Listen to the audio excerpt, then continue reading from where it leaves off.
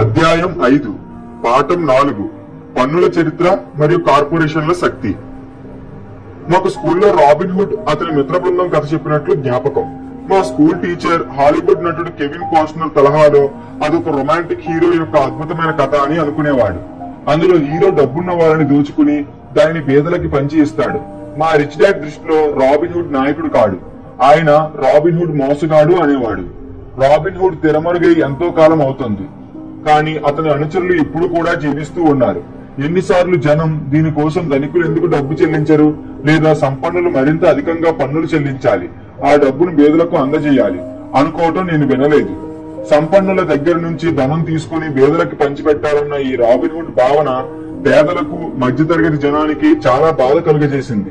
మధ్యతరగతి వర్గంపై పన్నుల భారం విపరీతంగా వేయటానికి కారణం ఈ రాబిన్ హుడ్ ఆదర్శమే. ధనికుల మీద పన్ను పడదన్నది యథార్థం. మధ్యతరగతి వారు పేదల కోసం పన్నులు కడతారు. ప్రత్యేకంగా విద్యావంతులైన, అధిక రాబడి ఉన్న మధ్యతరగతి వారు చెల్లించే పన్నుల మొత్తం పేదవారి అభ్యుదయం కోసం ఖర్చు పెట్టబడుతుంది. పన్నులు ఏ విధంగా పనిచేస్తాయో తెలుసుకోవటానికి ముందు మనం పన్నుల చారిత్రక నేపథ్యం వైపు దృష్టి సారించాలి. పన్నులకు సంబంధించిన చరిత్రను మనం తెలుసుకోవాలి. అత్యంత విద్యాధికుడైన మా నాన్న విద్యకు సంబంధించిన చరిత్రలో నిష్ణాతుడైనప్పటికీ పన్నుల చరిత్ర విషయంలో గొప్ప నిపుణుడు మా రిచ్ డాడ్. రిచ్ డాడ్ నాకు, మైక్ కు ఇంగ్లాండ్, అమెరికా దేశాల్లో మొదట్లో పన్నులుండేవి కావని చెప్పాడు. యుద్ధాలయ్యాక ఖర్చులు భరించడం కోసం అప్పుడప్పుడు తాత్కాలికంగా పన్నులు విధించేవారు. ఆ దేశపు రాజు గాని, అధ్యక్షుడు గాని ప్రతి ఒక్కరిని తమ వంతు సాయం చేయమని అడిగేవాడు. 1799 నుంచి 1816 వరకు నెపోలియన్ తో పోట్లాడేటప్పుడు బ్రిటన్ లో పన్నులు విధించారు. అలాగే 1861 నుంచి 1865 వరకు జరిగిన అమెరికా అంతర్యుద్ధ సమయంలో అమెరికా పన్నులు వసూలు చేసింది. 1874వ సంవత్సరంలో ఆదాయపు పన్నును ఇంగ్లాండ్ శాశ్వతమైన శిస్తుగా ప్రజలపై విధించింది. 1913లో ఆదాయపు పన్ను వారి రాజ్యాంగానికి 16వ సవరణ అంగీకరించడంతో అమెరికాలో స్థిరపడిపోయింది. ఒకానొకప్పుడు అమెరికా ప్రజలు పన్నులను వ్యతిరేకించేవారు. తేయాకు మీద అతిగా పన్ను విధించడమే బోస్టన్ హార్బర్ లో టీ పార్టీ అని పేరొందిన ఒక సంఘటనకు దారితీసింది. ఆ సంఘటన విప్లవాత్మక యుద్ధం ప్రారంభం కావటానికి తోడ్పడింది. ఇంగ్లాండు, అమెరికా దేశాలకు క్రమం తప్పకుండా ఆదాయపు పన్ను విధించాలన్న ఆలోచనను అమలు చేయడానికి సుమారు 50 సంవత్సరాల కాలం పట్టింది. ఈ రెండు రకాల పన్నులు మొదట్లో ధనికులొక్కరిపైనే విధించినట్లు ఆ చారిత్రక తిథులు మనకు స్పష్టం చేయలేకపోతున్నాయి. ఈ విషయాన్ని నేను, మైక్ అర్థం చేసుకోవాలని మా రిచ్ డాడ్ పట్టుబట్టాడు. పన్నుల ఆలోచనను అందరికీ ప్రీతిపాత్రంగా చేసేటందుకు, అధిక సంఖ్యాకుల ఆమోదం పొందేటందుకు, కేవలం సంపన్నులను శిక్షించడం కోసమే పన్నులను సృష్టించినట్లు పేదలకు, మధ్యతరగతి ప్రజలకు చెప్పారని మా నాన్న వివరించాడు. ఈ కారణం మూలానే జనసామాన్యం పన్నులకు ఓటు వేయడంతో ఆ న్యాయ సూత్రం రాజ్యాంగబద్ధమైంది. ధనికులను శిక్షించాలన్న ఉద్దేశం దానికి ఉన్నప్పటికీ నిజానికి అది ఏ జనం అయితే దానికి ఓటు వేశారో, పేదవారు, మధ్యతరగతి ప్రజలు, వారినే శిక్షించడానికి పూనుకుంది. ఒకసారి ప్రభుత్వానికి డబ్బు రుచి తెలిసాక దాని ఆకలి పెరిగింది అన్నాడు మా రిచ్ డాడ్ నాతో. మీ నాన్న, నేను పూర్తిగా విరుద్ధంగా ఉన్నాం. అతను ఒక ప్రభుత్వోద్యోగి, నేను పెట్టుబడిదారుణ్ణి. ఇద్దరివి విభిన్నమైన వృత్తులు. మా వృత్తుల ద్వారా ఇద్దరం డబ్బు సంపాదిస్తున్నాం. మేము సంపాదించిన విజయాన్ని మా చిన్న ప్రవర్తన ద్వారా కొలుస్తారు. మీ నాన్నకు డబ్బు ఖర్చు పెట్టడానికి, దానితో పనివారిని పనిలోకి తీసుకునేటందుకు డబ్బు ముడుతుంది. అతను డబ్బు ఎక్కువగా ఖర్చు పెట్టిన కొద్దీ, అతని దగ్గర పనిచేసే వారి సంఖ్య పెరిగిన కొద్దీ అతని సంస్థ ఆ మేర పెరుగుతూ వస్తుంది. ప్రభుత్వంలో తన సంస్థ ఎంత పెద్దదై ఉంటే అతను అంత అధికంగా గౌరవించబడతాడు. మరోవైపు నా సంస్థలో ఎంత తక్కువ మందిని పనిలోకి తీసుకుని ఎంత తక్కువ డబ్బు ఖర్చు చేస్తే అంత ఎక్కువ గౌరవం నాకు లభిస్తుంది. అందుకే నేను ప్రభుత్వ ఉద్యోగులను ఇష్టపడను. వారి లక్ష్యాలు బిజినెస్ చేస్తున్న వారికి భిన్నంగా ఉంటాయి. ప్రభుత్వం పెరుగుతున్న కొద్దీ ఇంకా మరికొన్ని ట్యాక్స్ డాలర్స్ దాన్ని ఆదుకోవటానికి అవసరమవుతుంది. మా చదువుకున్న నాన్న ప్రభుత్వం ప్రజలకు సహాయపడాలని హృదయపూర్వకంగా నమ్మాడు. అతను జాన్ ఎఫ్ కెనడీ, అమెరికా పూర్వ అధ్యక్షుడిని ప్రేమించాడు. ముఖ్యంగా ప్రభుత్వ శాంతి సేన ఆలోచనను, ఆయన ఆ ఆలోచనను ఎంతగా ప్రేమించాడంటే ఆయన మా అమ్మ శాంతి సేన కోసం పనిచేశారు. మలేషియా, థాయిలాండ్, ఫిలిప్పీన్ దేశాలలో పనిచేసేందుకు స్వచ్ఛంద సేవలకు శిక్షణ ఇచ్చేవారు. మరికొంతమందిని శాంతి సేనలో చేర్పించడానికి విద్యా విభాగంలో తను చేస్తున్న పని కోసం, అదనపు నిధుల కోసం, బడ్జెట్ పెంచడం కోసం ఆయన ఎప్పుడు ప్రయత్నిస్తుండేవాడు. అది ఆయన పని. నేను 10 ఏళ్ల వాడిగా ఉన్నప్పటి నుంచి మా రిచ్ డాడ్ ప్రభుత్వ ఉద్యోగులకు వట్టి బద్దకస్తులు, దొంగలు అని అంటుండడం వినేవాడిని. మా పూర్ డాడ్ ధనికులు, వట్టి లోబులు, మాయగాళ్లు అని నాతో అంటుండేవాడు. వాళ్ళ మీద ప్రభుత్వం మరికొన్ని పన్నులు వేయాలని అనేవాడు. ఇరువైపు ఆలోచనలు న్యాయమైనవిగానే ఉన్నాయి. కానీ ఊర్లోని పెట్టుబడిదారులలో అందరికన్నా పెద్ద పెట్టుబడిదారు దగ్గరకు పని కోసం వెళ్లటం, ప్రభుత్వంలోని ప్రసిద్ధి నాయకుడైన మా నాన్న ఇంటికి తిరిగి రావటం నాకు ఇబ్బంది అనిపించింది. ఇద్దరు మాట్లాడిన దానిలో ఎవరిది సరైనదో, ఇద్దరిలో ఎవరిని నేను నమ్మాలో అంత సులువుగా తేల్చుకోలేకపోయాను. కానీ మీరు పన్నుల చరిత్రని అధ్యయనం చేస్తే ఒక ఆసక్తికరమైన దృష్టికోణం మీ ముందుకొస్తుంది. నేను చెప్పినట్లు పన్నులను అందరూ ఆమోదించే పరిస్థితి ఏర్పడటానికి కారణం జనసామాన్యం రాబిన్హుడ్ అర్థశాస్త్ర సూత్రాన్ని విశ్వసించడమే. ఆ సూత్రం ధనవంతుల దగ్గర నుంచి డబ్బు రాబట్టడం, దాన్ని తక్కిన ప్రతి ఒక్కరికి పంచిపెట్టడం. సమస్య ఏమిటంటే డబ్బు కోసం ప్రభుత్వం ఆకలి ఎంతగా పెరిగిందంటే త్వరలోనే అది మధ్యతరగతి వారిపై పన్నులు విధించడం మొదలు పెట్టాల్సి వచ్చింది. నెమ్మదిగా ఆ పన్నుల భారం కింద తరగతుల వారిపై కూడా పడసాగింది. మరోవైపు సంపన్నులకు ఒక అవకాశం కనిపించింది. వారు జనసామాన్యం పాటించే నియమాలు పాటించరు. నేను ఇంతకు ముందు అన్నట్టు ధనికులకు కార్పొరేషన్ల గురించి తెలుసు. అవి నౌకాయానం రోజుల నుంచి అందరికీ ప్రీతిపాత్రంగా ఉంటూ వస్తున్నాయి. ధనికులు కార్పొరేషన్లను ప్రతి ఒక్క సముద్రయానంలో తమ ఆస్తులకు సంభవించే ప్రమాదాలని పరిమితం చేసి సాధనంగా ఉపయోగించుకున్నారు. సముద్రయానానికి అయ్యే ఖర్చు భరించడానికి ధనవంతులు తమ ధనాన్ని కార్పొరేషన్ లో పెట్టుబడి పెట్టేవారు. అప్పుడు కార్పొరేషన్ వారు కొత్త ప్రపంచంలోని ఖజానా బతకడం కోసం ప్రయాణం చేయడానికి అవసరమైన నాయకుల సిబ్బందిని వినియోగించేవారు. ఒకవేళ పడవ మునిగిపోతే నావికులు మరణించేవారు. కానీ ధనికులకు కలిగే నష్టం ఆ ఒక్క సముద్రయానం కోసం వారు పెట్టిన పెట్టుబడి డబ్బు నష్టానికి మాత్రమే. ఇక్కడ ఇచ్చిన రేఖాచిత్రం కార్పొరేట్ స్ట్రక్చర్ మీ వ్యక్తిగత ఆదాయపు నివేదిక మీ ఆస్తి అప్పుల పట్టీలకు విడిగా బయట ఎలా ఉంటుందో చూపిస్తుంది. కార్పొరేషన్లోని న్యాయ వ్యవస్థకున్న శక్తి గురించి ధనికుల కన్నా పరిజ్ఞానమే. వారికి బీద మధ్యతరగతి వారితో పోలిస్తే అధిక ప్రయోజనాన్ని అందజేస్తుంది. నాకు 2 తండ్రులు శిక్షణ ఇచ్చారు. ఒకరు సామ్యవాది, ఇంకొకరు పెట్టుబడిదారు. ఆర్థిక అవగాహనకు పెట్టుబడిదారుని సిద్ధాంతం ఎక్కువగా తోడ్పడుతుందని నాకు త్వరగానే అర్థమైపోయింది. డబ్బు గురించి సరిగ్గా తెలుసుకోకపోవటం వల్ల సామ్యవాదులు చివరికి తమని తామే శిక్షించుకున్నట్లు నాకు అనిపించింది.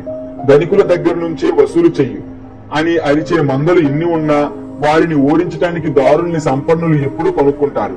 ఆ విధంగానే చివరికి పన్నులు మధ్యతరగతి మీద విధించబడ్డాయి. ధనవంతులు మేధావులని ఓడించగలిగారు. ధనికులు మేధావులను ఎలా ఓడించగలిగారు?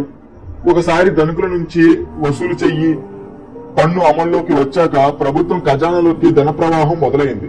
మొదట్లో జనం ఆనందించారు. ఆ డబ్బు ప్రభుత్వంలో పనిచేస్తున్న వారికి, ధనవంతులకు అందజేయబడింది. ప్రభుత్వ సిబ్బందిని అది ఉద్యోగాల పింఛన్ రూపంలో చేరింది. అది ప్రభుత్వ కాంట్రాక్టులను సంపాదించిన వారి కర్మాగారాల ద్వారా భాగ్యవంతులను చేరింది. లెక్కైనంత డబ్బు ప్రభుత్వం దగ్గరుంది. కానీ ఆ డబ్బుని ఏ విధంగా ఉపయోగించాలి, దాని ఆర్థిక నిర్వహణ ఎలా చేయాలన్నది సమస్యగా మిగిలింది. వాస్తవానికి పునఃద్రవ్య చలామణి లేదు. వేరే మాటల్లో చెప్పాలంటే మీరు ప్రభుత్వోద్యోగి అయి ఉంటే డబ్బును అధికంగా కలిగి ఉండటం ప్రభుత్వ సిద్ధాంతం కాదు. మీకు ఖర్చు పెట్టమని కేటాయించిన నిధులను మీరు ఖర్చు చేయలేకపోతే తరువాత ప్రవేశపెట్టే బడ్జెట్ లో వాటిని పోగొట్టుకునే ప్రమాదం ఉంది. నిశ్చయంగా మీరు సమర్థులనే గుర్తింపును కోల్పోతారు. మరోవైపు ఎక్కువ డబ్బు సంపాదించినందుకు వ్యాపారస్తులను సన్మానిస్తారు, వారి ప్రావీణ్యతను పొగుడాడుతారు. పెరుగుతూ వస్తున్న ప్రభుత్వ ఖర్చుల చక్రం తిరుగుతున్న కొద్దీ డబ్బుకి గిరాకీ పెరిగింది. ధనికుల నుంచే పన్ను వసూలు అన్న ఆలోచన ధోరణి తక్కువ ఆదాయం స్థాయిల నుంచి చివరికి పన్నులు కావాలని ఓటు వేసిన పేద మధ్యతరగతి వారిని కూడా సర్దుబాటు చేసి చేకూర్చింది. నిజమైన పెట్టుబడిదారులు తప్పించుకునే మార్గం వెతుక్కోవటంలో తమ ఆర్థిక పరిజ్ఞానాన్ని ఉపయోగించుకున్నారు. వారు కార్పొరేషన్ యొక్క భద్రమైనత వైపు వెళ్లారు. కార్పొరేషన్ వారికి రక్షణ కల్పించింది. కానీ కార్పొరేషన్ ప్రారంభించని అనేక మందికి నిజానికి కార్పొరేషన్ అంటూ ఏదీ లేదన్న సంగతి తెలియదు. కార్పొరేషన్ అనేది కేవలం ఒక ఫైల్ ఫోల్డర్. దానిలో చట్టబద్ధమైన దస్తావేజులుంటాయి. అవి ఒక ప్రభుత్వ ఏజెన్సీలో రిజిస్టర్ కాబడి ఉంటాయి. అది లాయర్ ఆఫీస్ లో ఉంచబడుతుంది.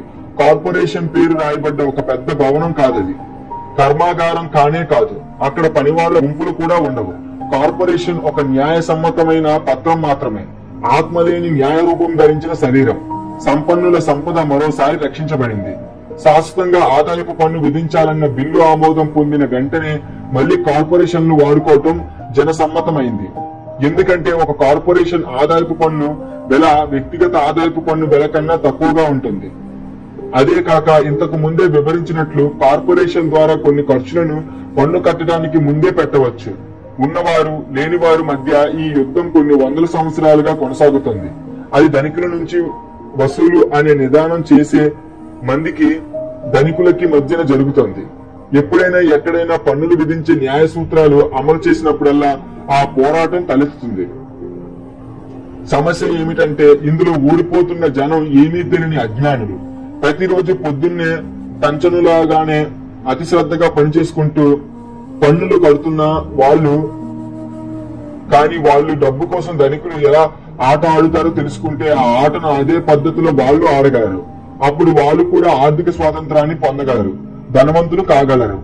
అందుకే తల్లిదండ్రులు తమ పిల్లలతో సురక్షితమైన భద్రతతో కూడిన ఉద్యోగం సంపాదించుకోవడానికి స్కూల్కి వెళ్లి బుద్ధిగా చదువుకుని చెప్తున్నది విన్నప్పుడల్లా నేను కంపించిపోతుంటాను. డబ్బు సంపాదించే సామర్థ్యం లేని ఉద్యోగి ఎంత మంచి ఉద్యోగంలో ఉన్నా, దానిలో భద్రత ఎంతో ఉన్నా తప్పించుకోలేడు, పోరాటంలో ఓడిపోతాడు. సగటు అమెరికన్ ఉద్యోగులు ఈనాడు 5 నుంచి 6 నెలలు ప్రభుత్వంలో పనిచేయగలిగితేనే పన్నులు కట్టడానికి అవసరమైనంత డబ్బు మాత్రం సంపాదించగలరు. నా అభిప్రాయం ప్రకారం అది చాలా ఎక్కువ సమయం. మీరు ఎంతగా కష్టపడి పనిచేస్తారో అంతగా ప్రభుత్వానికి పన్నులు కడుతూ ఉంటారు. అందుకే ధనికుల నుంచి వసూలు నినాదం ఇచ్చి ఎవరైతే పన్నులు కట్టాలన్న బిల్లును ఆమోదించారో వారి మీదే అధిక పన్నుల భారం పడిందని నేను అనుకుంటాను. సంపన్నులను శిక్షించాలని జనం ప్రయత్నించిన ప్రతిసారి ధనికులు తెలివిగా నియమాలను పాటించరు, ఎదురు తిరుగుతారు కూడా. వారి దగ్గర ధనం, అధికారం, కోరిక ఉన్నాయి. వాటిని ఆధారం చేసుకుని పరిస్థితులను చక్కదిద్దుకోగలరు. వారు ఖాళీగా ఊరుకనే కూర్చోరు. బుద్ధిపూర్వకంగా అధికంగా పన్నులు కట్టరు. పన్నుల భారం తగ్గించుకునే మార్గాలు వెతుకుతారు. తెలివైన లాయర్లు అకౌంటెంట్లను వినియోగిస్తారు. న్యాయ సూత్రాలను మార్చమని రాజకీయవేత్తలను ఒప్పిస్తారు, లేదా చట్టంలోని లొసుగులను వెలికితీస్తారు. వారి దగ్గర మార్పు తీసుకురావడానికి అవసరమైన వనరులు ఉన్నాయి. అమెరికాలోని ట్యాక్స్ కోడ్ పన్ను తప్పించుకోవడానికి ఉన్న ఇతర మార్గాలకు దారి చూపుతుంది. వీటిలోని అనేక మార్గాలు ప్రతి వారికి తెలుసు, కానీ ఒక్క డబ్బున్న వారు మాత్రమే సాధారణంగా ఆ మార్గాల్ని ఆశ్రయిస్తారు. ఎందుకంటే వారి బిజినెస్ వారే చేసుకుంటున్నారు కనుక. ఉదాహరణకి 1031 అనేది ఇంటర్నల్ రెవెన్యూ కోడ్ లోని సెక్షన్ 1031 కి మాండలికంలో పేరు. ఒక విక్రేత తన స్థిరాస్తిని లాభానికి అమ్ముకుని ఈ లావాదేవీలో వచ్చిన లాభం మీద కట్టాల్సిన క్యాపిటల్ గెయిన్స్ టాక్స్ కట్టడం వాయిదా వేసే వీలును ఈ కోడ్ కలుగజేస్తుంది. స్థిరాస్తి గొప్ప పన్ను లాభాన్ని కలుగజేసే ఒక పెట్టుబడి సాధనం. అతి తక్కువ ఖరీదు చేసే స్థిరాస్తి అమ్మి అంతకన్నా ఎక్కువ ఖరీదు చేసే స్థిరాస్తి కొంటూ పోతున్నంత కాలం మీరు పన్ను కట్టవలసిన అవసరం లేదు. ఆస్తిని మీరు నగదు రూపంలోకి మారిస్తే మాత్రం పన్ను కట్టాలి. చట్టపరంగా ఉన్న పన్ను మినహాయింపులను ఉపయోగించుకోలేకపోయినా జనం తమ ఆస్తి పట్టీలను తయారు చేసుకుని ఆస్తులను పెంచుకునే గొప్ప అవకాశాన్ని కోల్పోతున్నారు. పేద మధ్యతరగతి వారి దగ్గర అటువంటి అవకాశాలు లేవు. వారు కదలకుండా కూర్చుంటారు. ప్రభుత్వం సూదులను తమ భుజాలలో గుచ్చుతుంటే చూస్తూ ఊరుకుంటారు. రక్తదానం ప్రారంభిస్తారు. నేను ఈ రోజు అధికంగా పన్నులు చెల్లిస్తున్న జనాన్ని లేదా తక్కువ పన్ను మినహాయింపులు తీసుకుంటున్న వాళ్ళని చూసి షాకు తింటాను. వాళ్ళు అలా చేయడానికి కారణం మరేం లేదు, వాళ్ళు ప్రభుత్వానికి భయపడుతున్నారు. ప్రభుత్వం పన్ను వసూలు చేసే అధికారులు ఎంత భయంకరంగా ఉంటారో నాకు తెలుసు. నా స్నేహితులు కొంతమంది ఉన్నారు. వారి వ్యాపారం నాశనమైంది, బిజినెస్ మూతపడింది. ప్రభుత్వం చేసిన తప్పు వల్లనే అలా జరిగినట్లు తెలిసింది. నేను అదంతా గ్రహించాను. కానీ జనవరి నుంచి మే నెల ప్రథమ భాగం వరకు పన్నులకు భయపడి వాటిని కట్టడం కోసం, ప్రభుత్వం కోసం పనిచేయటం మనం చేయాల్సిన అత్యధిక మూల్యంగా నాకు అనిపించింది. మా పూర్ డాడీ ఎప్పుడూ ఎదురు తిరిగి పోట్లాడలేదు. మా రిచ్ డాడీ కూడా అలా చేయలేదు. అతను తన ఆటను కాస్త తెలివిగా ఆడాడు. ధనవంతుల అతి గొప్ప రహస్యమైన కార్పొరేషన్లు మాధ్యమంగా పెట్టుకుని ఆడాడు. మా రిచ్ డాడీ నుంచి నేను నేర్చుకున్న మొట్టమొదటి పాఠం మీకు జ్ఞాపకం ఉండే ఉంటుంది. నేను అప్పుడు 9 ఏళ్ల కుర్రాడిని. ఆయనతో మాట్లాడటం కోసం ఎంతో సేపు ఎదురు చూడవలసి వచ్చింది. తరచూ నేను ఆయన ఆఫీసులో కూర్చుని నాతో మాట్లాడటానికి ఆయనకి టైం ఎప్పుడు దొరుకుతుందా అని ఎదురు చూసేవాడిని. ఆయన కావాలని నన్ను పట్టించుకునేవాడు కాదు. ఆయనకున్న శక్తి, అధికారం నేను గుర్తించాలని ఆశించాడు. ఒకనాడు నేను కూడా అటువంటి పలుకుబడి, అధికారం సాధించాలని ఆయన కోరుకున్నాడు. నేను ఆయన మార్గదర్శకత్వంలో చదువుకున్న నేర్చుకుంటున్న నాళ్ళు ఎప్పుడూ నా జ్ఞానమే శక్తి అన్న విషయం గుర్తు చేస్తుండేవాడు. అంతేకాదు, ధనంతో పాటు కలిగే శక్తిని ఉంచుకోవటానికి, దాన్ని ఎన్నో రెట్లు పెంచడానికి సరైన జ్ఞానం యొక్క ఆవశ్యకత ఉంది. ఆ తెలివితేటలు లోపిస్తే ప్రపంచం చేతిలో డక్కా ముక్కీలు తింటారు. మనల్ని అత్యధికంగా శాసించి భయపెట్టే వ్యక్తి మన పై అధికారి కాదని పన్ను అధికారిని మా రిచ్ డాడ్ నాకు మైక్కు తరచూ జ్ఞాపకం చేస్తుండేవాడు. అతనికి గాని అవకాశం ఇస్తే ట్యాక్స్ మ్యాన్ మీ దగ్గర ఎప్పుడు అధికంగానే పన్ను వసూలు చేస్తాడు అనేవాడు. డబ్బు నా కోసం పనిచేయాలి, డబ్బు కోసం నేను పనిచేయను. ఇది మొదటి పాఠం. నిజానికి ఈ పాఠం అంతా అధికారం గురించే. మీరు డబ్బు కోసం పనిచేస్తున్నట్టయితే మీరు అధికారాన్ని మీ యజమానికి వదిలిపెట్టారు. మీ డబ్బు మీకోసం పనిచేస్తున్నట్టయితే అధికారం మీ దగ్గరే ఉంటుంది. దాన్ని మీ అదుపులోనే ఉంచుకుంటారు. ధనానికి ఉన్న శక్తి మా కోసం ఎలా పనిచేస్తుందో మేము తెలుసుకున్నాక ఆర్థిక వ్యవహారాల్లో మేము చురుకుగా ఉండాలని, డబ్బు కోసం ఇతరులు ఎవరూ మమ్మల్ని వేధించకుండా చూసుకోవాలని ఆయన ఆశించాడు. మీరు చట్టాన్ని తెలుసుకుని ఉండాలి. ఆ వ్యవస్థ ఎలా పనిచేస్తుందో తెలియాలి. మీరు అజ్ఞానంలో ఉంటే మిమ్మల్ని సతాయించడం చాలా సులువు. మీరేం మాట్లాడుతున్నారో మీకు తెలిసి ఉంటే తప్పించుకునే మార్గం ఉంది, ఎదుర్కొనే అవకాశం ఉంది. అందుకే మా రిచ్ డాడ్ తెలివైన పన్ను అకౌంటెంట్లకు, లాయర్లకు అత్యంత డబ్బు ఫీజుగా ఇచ్చేవాడు. ప్రభుత్వానికి కట్టవలసిన పన్ను కన్నా వారికి ఇచ్చేది అతి తక్కువ.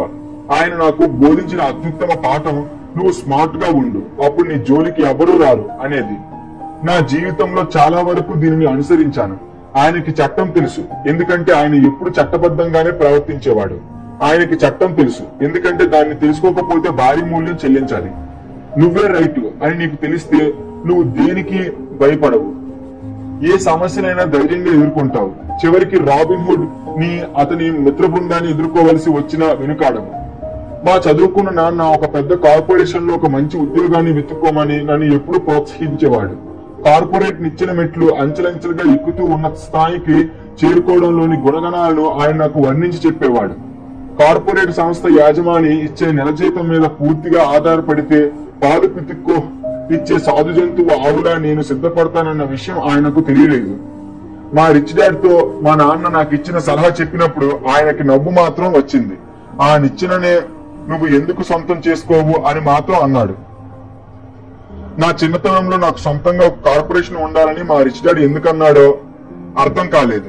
అదొక అసాధ్యమైన ఆలోచనగా నాకు అనిపించింది. ఆ ఆలోచన నన్ను ఎంతో ఉత్తేజపరిచినప్పటికీ నా పిన్న వయసులో నాకన్నా పెద్దవారు ఏదో ఒకనాడు నా సొంత కంపెనీలో పనిచేస్తారన్న విషయాన్ని ఊహించడానికి కూడా ఒప్పుకోలేదు. గుర్తుంచుకోవలసిన విషయం ఏమిటంటే మా రిచ్ డాడ్ కనుకే లేకుంటే బహుశా నేను మా చదువుకున్న నాన్న ఇచ్చిన సలహానే పాటించి ఉండేవాడిని. మా రిచ్ డాడ్ పదే పదే నాకు జ్ఞప్తికి తేవటం వల్లనే నాకంటూ ఒక కార్పొరేషన్ ఉండాలని, దానికి నేను యజమానిని కావాలన్న ఆలోచన నాలో సజీవంగా ఉండేది. అదే నన్ను భిన్నమైన దారిలో నడిపించింది. నాకు 15-16 ఏళ్ల వయసు వచ్చేసరికి మా చదువుకున్న నాన్న నిర్దేశించిన దారిలో నేను ప్రయాణం చేయటం లేదని నేను తెలుసుకున్నాను. నేను దాన్ని ఎలా సాధించగలనో తెలుసుకున్నాను. నేను దాన్ని ఎలా సాధించగలనో నాకు తెలియదు, కానీ నేను దృఢ నిశ్చయానికి వచ్చాను. నా సహోద్యోగులలో చాలా మంది వెళ్తున్న దిశలో నేను నా ప్రయాణం చేయబోవటం లేదు అనే ఆ నిర్ణయం నా జీవితాన్ని మార్చేసింది. నాకు 25 ఏళ్ల వయసు వచ్చాకే మా రిచ్ డాడ్ ఇచ్చే సలహా పూర్తిగా అర్థం కావటం మొదలైంది. అప్పుడే నేను మెరిన్ కార్ప్స్ నుంచి బయటపడి జెరాక్స్ సంస్థలో చేరాను. నేను డబ్బు బాగా సంపాదిస్తుండేవాడిని, కానీ నేను నా నెల జీతం చెక్కును చూసిన ప్రతిసారి నిరుత్సాహపడేవాడిని. జీతంలో కోతలు ఎన్నో ఉండేవి.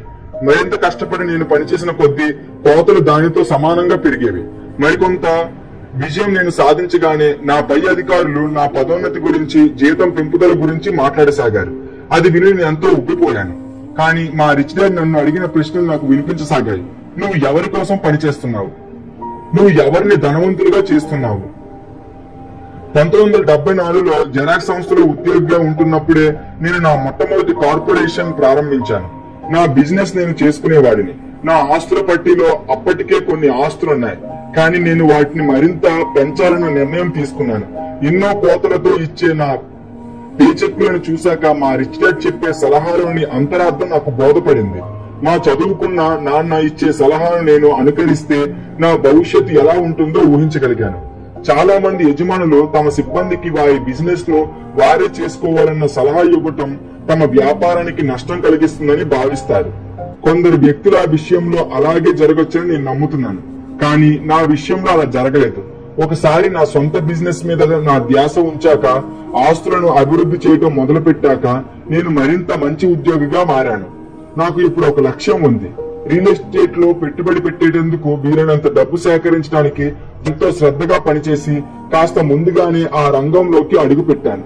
హవాయిలో ఆకస్మిక ఆర్థికాభివృద్ధి అప్పుడే మొదలైంది. అదృష్టం పరీక్షించుకునే అవకాశాలు మెండుగా కనిపించాయి. ఆకస్మిక ఆర్థికాభివృద్ధి అక్కడ ఇంకా ప్రారంభ దశలోనే ఉందని నాకు తెలియగానే జెరాక్స్ మిషన్లు అధికంగా అమ్మసాగాను. నా అమ్మకాలు పెరగటంతో నా రాబడి కూడా ఎంతో పెరిగింది. అలాగే నా జీవితంలో తీసివేతలు కూడా పెరిగాయి. అది నన్ను ప్రేరేపించింది. నేను ఉద్యోగిగా ఉంటున్న బోనులోంచి త్వరగా బయటపడాలని కష్టపడి పనిచేయటమే కాక నా పని కోసం నేను పడే కష్టాన్ని మరింత పెంచాను. 1978 కల్లా అమ్మకాల్లో మొట్టమొదటి 5 స్థానాల్లో నేను ఒకటిగా, తరచూ ప్రథమ స్థానంలోనూ ఉంటూ వచ్చాను. ర్యాట్ రేస్ లోంచి తప్పుకుని బయటపడాలన్న తీవ్రమైన కోరిక కలిగింది. 3 ఏళ్లు ఇంకా పూర్తి కాక మునిపే రియల్ ఎస్టేట్ హోల్డింగ్ కంపెనీ రూపంలోని నా చిన్న కార్పొరేషన్ ద్వారా జెరాక్స్ కంపెనీలో నేను సంపాదిస్తున్న మొత్తం కన్నా ఎంతో అధికంగా డబ్బు సంపాదించసాగాను. నా సొంత కార్పొరేషన్ లో నేను సంపాదించిన డబ్బు నా ఆస్తి పట్టీలో చేరింది. ఆ డబ్బు నా కోసం పనిచేస్తుంది. జెరాక్స్ కాపీయర్స్ అమ్మటం కోసం ఇంటింటికి వెళ్లి తలుపులు కొట్టి అడిగే అవసరం ఇప్పుడు నాకు లేదు. మా రిచ్ డాడ్ నాకు ఇచ్చిన సలహా మరింత అర్థవంతంగా కనిపించింది. త్వరలోనే నా ఆస్తుల నుంచి వచ్చే క్యాష్ ఫ్లో ఎంతగా పెరిగిందంటే నా కంపెనీ నా కోసం నా మొట్టమొదటి ఖరీదైన కారు కొంది. నాతో పనిచేస్తున్న జెరాక్స్ అమ్మకందారులు నేను నాకొచ్చిన కమిషన్లు అలా ఖర్చు పెట్టేస్తున్నానని అనుకున్నారు, కానీ నేను అలా చేయటం లేదు. నిజానికి నేను నా కమిషన్లను నా ఆస్తులలో మదుపు పెడుతున్నాను. నా డబ్బు ఇంకా ఎక్కువ డబ్బు తెచ్చి పెట్టేందుకు మరింత కష్టపడి పనిచేయసాగింది. నా ఆస్తుల పట్టీలోని ప్రతి ఒక్క డాలరు ఒక గొప్ప ఉద్యోగి. మరికొందరు ఉద్యోగులను తయారు చేసేటందుకు కష్టపడి పనిచేస్తుంది. తన యజమాని కోసం ఇంకొక ఖరీదైన కారు పన్నులు చెల్లించక ముందే కొనివ్వాలని చూస్తుంది. జెరాక్స్ కంపెనీ కోసం మరింత కష్టపడి పనిచేయసాగాను. నా వ్యూహం బాగా పనిచేస్తుంది. నా దగ్గరున్న ఖరీదైన కారే ఒక నిదర్శనం. మా రిచ్ డాడ్ దగ్గర నేను నేర్చుకున్న పాఠాలను వాడుకునే ఉద్యోగుల ర్యాట్ రేస్ లోంచి అతి చిన్న వయసులోనే బయటపడగలిగాను.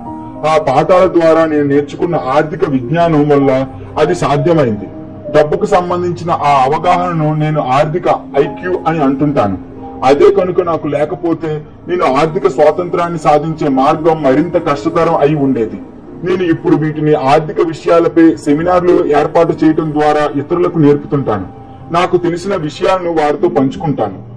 నేను ఎప్పుడు ఉపన్యసించిన విస్తృతమైన 4 రంగాల్లోని జ్ఞానం కలిసి ఉన్న దాన్ని ఆర్థిక ఐక్యూ అని అంటారని జనానికి గుర్తు చేస్తుంటాను. నవంబర్ 1 అకౌంటింగ్, దీనిని ఆర్థిక అక్షరాస్యత, డబ్బు గురించి తెలుసుకోవటం అని అంటారు. మీరు ఒక సామ్రాజ్యాన్ని నిర్మించాలనుకుంటే దానికి ఇందులోని నైపుణ్యత ప్రాణాధారం. డబ్బు విషయంలో మీ బాధ్యత పెరిగిన కొద్దీ అంత నిబద్ధత అవసరం అవుతూ ఉంటుంది. లేకపోతే మీరు కడుతున్న మహాలు పేకమేడలా కుప్పకూలిపోతాయి. ఇది మెదడు ఎడమ భాగం. దానిలో వివరాలన్నీ పొందుపరిచి ఉంటాయి. ఆర్థిక నివేదికలను చదవగలిగి అర్థం చేసుకోవటాన్నే ఆర్థిక అక్షర జ్ఞానం అని అంటారు. ఆ సామర్థ్యం ఉంటే మీరు ఏ వ్యాపారమైనా సరే దానిలోని బలం, బలహీనతలను గుర్తించగలరు. Number 2 investing. డబ్బు తయారు చేసే శాస్త్రం అని దీన్ని అంటాను. దీనికి ఫార్ములాలు, వ్యూహ రచన విద్య అవసరం అవుతాయి. ఇది మెదడు కుడి భాగం, అంటే సృజనాత్మక భాగం. నెంబర్ 3 మార్కెట్లను అర్థం చేసుకోవటం. ఉత్పత్తి గిరాకీల శాస్త్రం. భావోద్వేగాలతో కదిలే మార్కెట్ యొక్క సాంకేతిక అంశాలు తెలుసుకోవలసిన అవసరం ఉంది. 1996 క్రిస్మస్ పండుగ సమయంలో జరిగిన టికిల్ మీ ఎల్మో డాల్ సంఘటన మార్కెట్ సాంకేతికంగా ఆవేశపూరితంగా నడపబడుతుందనడానికి ఒక నిదర్శన. మార్కెట్ కి సంబంధించిన ఇంకో ముఖ్యమైన అంశం ఉంది. ఆర్థిక పరంగా ఆ పెట్టుబడికి అర్థం ఉందా? లేదా ప్రస్తుత మార్కెట్ పరిస్థితుల దృష్ట్యా అది అర్థం లేని పెట్టుబడా? ఈ అంశాలను పరిగణలోకి తీసుకోవాలి. అనేక మంది షేర్ మార్కెట్ ని అర్థం చేసుకోవటం, అందులో మదుపు పెట్టే మార్గదర్శకాలు పిల్లలకు అర్థం కానంత జటిలంగా ఉంటాయని అనుకుంటారు. పిల్లలు ఈ విషయాలను సులభంగానే గ్రహిస్తారన్న సంగతి వారికి తెలియదు. ఎల్మో డాల్ తో పరిచయం లేని వారి కోసం 2 మాటలు. అది పిల్లలు ఆడుకునే బొమ్మ, పొట్ట నొక్కితే గలగలా నవ్వుతుంది. సీసమ్ స్ట్రీట్ కథలో ఒక పాత్ర. ఒక క్రిస్మస్ పండుగకు ముందు దాని గురించి చాలా ప్రచారం చేశారు. ఇంచుమించు అందరు పిల్లలు దానినే కావాలనుకున్నారు. పండుగకు కొనబోయే వస్తువుల లిస్టులో అన్నింటిపైన దాన్ని ఉంచారు. దానితో దాని గిరాకీ పెరిగింది. సరఫరా సరిపోలేదు. కొందరు తల్లిదండ్రులు ఎల్మో బొమ్మ తయారు చేసే కంపెనీయే ఒక పక్క దానికోసం వ్యాపార ప్రకటనలు ఇస్తూ ఉద్దేశపూర్వకంగానే మార్కెట్లోంచి బొమ్మలు తీసేసినట్లు అనుమానించారు. కొనేవాళ్లు ఎక్కువై బొమ్మలు కనుగోవడం వల్ల బజార్లో భయాందోళనలు చోటు చేసుకున్నాయి. కొనడానికి స్టోర్స్ లో అవి దొరకపోవటం వలన కొందరికి తల్లిదండ్రుల దగ్గర నుంచి ఇంకో 4 డబ్బులు ఎక్కువ తీసుకునే అవకాశం కనిపించింది. దాన్ని కొనలేకపోయిన కొందరు తల్లిదండ్రులు తమ పిల్లల కోసం పండుగకి వేరే బొమ్మ కొనాల్సి వచ్చింది. టికిల్ మీ ఎల్మో డాల్ ని వచ్చిన ఈ అనూహ్యమైన ప్రాచుర్యం నాకైతే అర్థం కాలేదు. కానీ అది అర్థశాస్త్రంలోని ఉత్పత్తి గిరాకీల అంశానికి ఒక గొప్ప ఉదాహరణగా పనికొస్తుంది. నెంబర్ 4, చట్టం. ఉదాహరణకి అకౌంటింగ్, పెట్టుబడి, మార్కెట్ల సాంకేతిక దక్షత కలిగి ఉన్న ఒక కార్పొరేషన్ అద్భుతమైన అభివృద్ధి సాధించడానికి సహాయకారి కాగలదు. కార్పొరేషన్ ద్వారా లభించే ట్యాక్స్, లాభాలు, భద్రత గల పెట్టుబడి గురించి తెలిసిన వ్యక్తి అత్యంత వేగంగా సంపన్నుడు కాగలడు. అది ఒక ఉద్యోగికి గాని, చిన్న బిజినెస్ యజమానికి గాని సాధ్యం కాదు. కాలినడకన పోతున్న వ్యక్తికి, విమానంలో పోతున్న వ్యక్తికి మధ్యనున్న వ్యత్యాసమే వారి మధ్యన ఉంటుంది. దీర్ఘకాలిక సంపద విషయంలో ఆ తేడా మరింత తీవ్రంగా ఉంటుంది. నెంబర్ 1, ట్యాక్స్ లాభాలు. ఒక వ్యక్తి చేయలేని ఎన్నో పనులు ఒక కార్పొరేషన్ చేయగలదు. ఉదాహరణకి పన్నులు చెల్లించక ముందే తన ఖర్చులకి డబ్బు వాడుకోగలదు. ఆ రంగంలోని విశేషమైన నైపుణ్యం ఉత్సాహభరితంగా ఉంటుంది. మీ ఆస్తి కానీ, బిజినెస్ కానీ ఎంతో పెద్దదైతే తప్ప ఆ రంగంలోకి వెళ్లాల్సిన అవసరం లేదు. ఉద్యోగులు జీతం అందుకుంటారు, దాని మీద పన్ను చెల్లిస్తారు, మిగిలిన దానితోనే తమ అవసరాలు తీర్చుకుంటారు. ఒక కార్పొరేషన్ సంపాదిస్తుంది, తనకు వీలైనంత ఖర్చు చేస్తుంది, మిగిలిందేమన్నా ఉంటే దానిపైన పన్ను కొడుతుంది. చట్టపరంగా ఉన్న పెద్ద ట్యాక్స్ లుసుగు అది. సంపన్నులందరూ దాన్ని వాడుకుంటారు. మీ పెట్టుబడులకు మంచి క్యాష్ ఫ్లో ఉన్నట్లయితే వాటిని నెలకొల్పడం చాలా సులభం. దానికి అట్టే ఖర్చు కాదు. ఉదాహరణకి మీకంటూ ఒక కార్పొరేషన్ ఉంటే మీరు మీ సెలవులను, బోర్డు మీటింగ్లను ఏర్పాటు చేయడం ద్వారా హవాయిలో గడపవచ్చు. మీ కారుకయ్యే ఖర్చు, బీమా, మరమ్మతులు అన్ని కంపెనీ ఖర్చుల కిందే వస్తాయి. హెల్త్ క్లబ్ లో మీ సభ్యత్వం కూడా కంపెనీ ఖర్చే. హోటళ్లలో మీ భోజనం ఖర్చులు కొంతవరకు మీ కంపెనీయే భరిస్తుంది. ఇలా ఎన్నో ఖర్చులు చట్టపరంగా ట్యాక్స్ చెల్లించడానికి ముందే మీ కంపెనీ మీకోసం భరిస్తుంది. నెంబర్ 2, కోర్టు కేసుల నుంచి రక్షణ. మనం ఒక పేచీకోరు సమాజంలో ఉంటున్నాం. ప్రతి వాడు మిమ్మల్ని వాడుకోవాలని చూస్తాడు. సంపన్నులు ఇంచుమించు తమ సంపదనంతా కార్పొరేషన్లు, ట్రస్టుల రూపంలో అప్పుల వారికి తెలియకుండా దాచుకుని తమ ఆస్తులను కాపాడుకుంటారు. ఎప్పుడైనా ఎవరైనా ఐశ్వర్యవంతుడైన ఒక వ్యక్తిపై దావా వేస్తే వారికి చట్టం అతనికి అమర్చిన రక్షణ కవచం అడ్డు వస్తుంది. ఆ సంపన్నుడి దగ్గర వాస్తవానికి ఏమీ లేదన్న విషయం వారు తెలుసుకుంటారు. ధనవంతులు అంతా తమ ఆధీనంలో ఉంచుకుంటారు, కానీ వారి పేర ఏదీ ఉండదు. పేద, మధ్యతరగతి వర్గం తమ కోసం అంతా ఉంచుకోవాలని ప్రయత్నిస్తారు. అందుకే కోర్టు కేసులో ఇరుక్కున్నప్పుడు వారిదంతా ప్రభుత్వం లాగేసుకుంటుంది, లేదా వారి మీద దావా వేసిన తోటి జనం ఆ ఆస్తులను లాక్కుంటారు. దాన్ని వారు రాబిన్హుడ్ కథలోంచి నేర్చుకున్నారు. డబ్బున్న వారి నుంచి వసూలు చేయి, దాన్ని పేదలకు పంచిపెట్టు. ఈ పుస్తకం లక్ష్యం కార్పొరేషన్ ప్రారంభించడానికి అనుసరించవలసిన పద్ధతులను వివరించడం కాదు, కానీ ఒక విషయం మీకు నేను చెప్పదలుచుకున్నాను. న్యాయసమ్మతమైన ఆస్తులు మీ వద్ద ఉంటే కార్పొరేషన్ ద్వారా లభించే లాభాల రక్షణ గురించి మీరు ఎంత వేగంగా తెలుసుకుంటే అంత మంచిది. ఈ విషయం మీద రాసిన పుస్తకాలు ఎన్నో ఉన్నాయి. అవన్నీ మీకు దొరికే లాభాలన్నీ వివరిస్తాయి. అంతేకాదు, ఒక కార్పొరేషన్ స్థాపించడానికి మీరు ఎక్కవలసిన మెట్లు ఏమిటో అవి తెలియజేస్తాయి. ప్రత్యేకంగా ఒక పుస్తకం Inc and grow rich personal కార్పొరేషన్లకు ఉన్న శక్తిని అద్భుతంగా చిత్రిస్తుంది. ఫైనాన్షియల్ ఐక్యూ నిజానికి అనేక కుశలతలు ప్రతిభల సమ్మేళనం, కానీ అది పైన పేర్కొన్న 4 సాంకేతిక నైపుణ్యాల కలయిక అని నేను అంటాను. ఆ 4 కలిసి ఆర్థిక జ్ఞానాన్ని రూపొందిస్తాయి. మీరు గొప్ప సంపదను ఆశిస్తే ఈ నైపుణ్యాల కలయికే మీకున్న ఆర్థిక జ్ఞానాన్ని అభివృద్ధి పరుస్తుంది. సంక్షిప్తంగా, కార్పొరేషన్ల ధనిక యాజమానులు. లెఫ్ట్ సైడ్ కార్పొరేషన్ సంస్థల్లో పనిచేస్తున్న ఉద్యోగులు. రైట్ సైడ్ మొదటి నంబర్ సంపాదిస్తారు. కార్పొరేషన్ సంస్థలో పనిచేస్తున్న ఉద్యోగులు సంపాదిస్తారు. కార్పొరేషన్ల ధనిక యాజమానులు ఖర్చు పెడతారు. కార్పొరేషన్ సంస్థలో పనిచేస్తున్న ఉద్యోగులు పన్నులు చెల్లిస్తారు. కార్పొరేషన్ల ధనిక యాజమానులు పన్నులు చెల్లిస్తారు. కార్పొరేషన్ సంస్థలో పనిచేస్తున్న ఉద్యోగులు ఖర్చు పెడతారు. మీ సంపూర్ణ ఆర్థిక రుణ వ్యూహంలో భాగంగా మీ ఆస్తులకు నలువైపులా రక్షణ కలిగించే ఒక కార్పొరేషన్ ని మీరు సొంతం చేసుకోవాలని మేము గట్టిగా సలహా ఇస్తున్నాం.